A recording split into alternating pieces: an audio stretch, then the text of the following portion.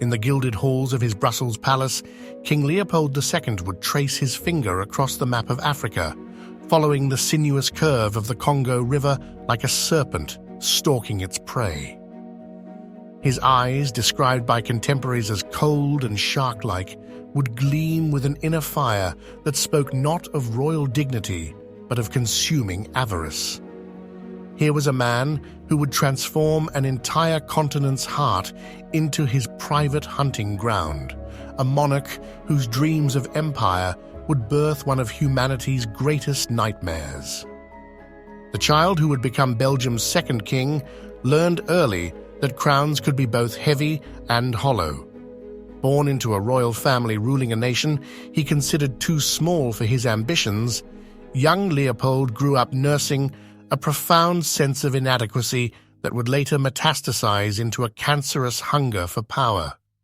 His father, Leopold I, cast a long shadow, and the son's relationship with his distant, critical parent planted seeds of dysfunction that would later bloom into a forest of horrors. Behind the carefully manicured beard and regal bearing lurked a mind obsessed with possession. Leopold's early diaries reveal a man consumed by envy of other European powers' colonial holdings. "I must have a colony," he wrote repeatedly, the words growing more frenzied with each entry. Belgium's constitution limited his power at home, but in Africa, he would answer to no one.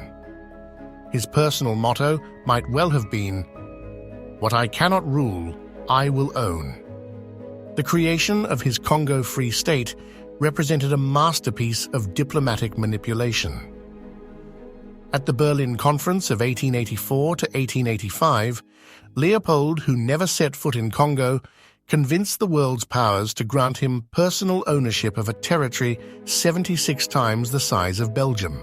He cast himself as a humanitarian, speaking eloquently of bringing civilization to Africa. The wolf had dressed himself in philanthropist's clothing, and Europe's sheep had bleated their approval. What followed was a descent into hell orchestrated from comfortable European palaces. Leopold's private kingdom became a laboratory for industrial-scale brutality. His force publique, an army of African mercenaries commanded by European officers, enforced rubber quotas with methods that would have made Dante's Inferno seem tame. The king's agents demanded severed hands as proof of punishment, creating a grotesque economy where baskets of hands became a form of currency. In his private moments, did Leopold ever confront the horror he had unleashed? His letters and documents suggest a man skilled at compartmentalization, viewing the Congo not as a land of living, breathing humans, but as a ledger of resources to be extracted. He spent his profits on grand buildings, public works, and young mistresses, seemingly untouched by the ocean of blood that funded his extravagance. The psychology of such a man presents a study in contradictions. In Europe, he played the role of enlightened monarch, patron of the arts, and builder of a modern Belgium. He cultivated an image of patriarchal benevolence while privately pursuing teenage mistresses and treating his own children with calculated cruelty. The same man who spoke of bringing civilization to Africa kept meticulous records of his rubber profits, but never once questioned the human cost of his wealth. His relationship with his daughters revealed the emotional wasteland within. After his wife's death, he turned his rage against his children, particularly Princess Louise, whom he had committed to an asylum for daring to escape an abusive marriage he had arranged. The man who claimed to be bringing light to the dark continent cast his own flesh and blood into darkness for defying his will. Leopold's capacity for self-deception was matched only by his talent for public relations. When reports of atrocities began to surface, he mounted sophisticated propaganda campaigns, attacking his critics while portraying himself as a misunderstood humanitarian. The king maintained this facade even as photographers like Alice Seeley Harris began documenting the mutilations, the burned villages, and the mountains of skulls that were the true monuments to his rule. As pressure mounted and evidence of his regime's brutality became impossible to ignore, Leopold's private writings reveal not remorse, but anger at being misunderstood. Like many narcissistic personalities, he had convinced himself of his own benevolence. The millions dead or mutilated under his rule were, in his mind, necessary sacrifices for the greater goal of civilization, a civilization measured in personal profit. The physical transformation of Leopold in his later years seemed to mirror his moral decay. His imposing figure grew grotesquely corpulent, as if swollen with the wealth extracted from Congo's suffering. His legendary beard, once neat and regal, became wild and unkempt. Even as his body betrayed signs of excess and decay, he continued to plan new schemes for extracting wealth from his African possession. In 1908, under intense international pressure, Leopold was forced to sell his colony to the Belgian state. In the months before the transfer, he ordered the destruction of archives, burning 8 days' worth of documents in the palace furnaces. The smoke that rose from those fires carried with it evidence of countless crimes, but could not erase the scars left on Central Africa's body and soul. The king's final years were marked by an almost theatrical spitefulness.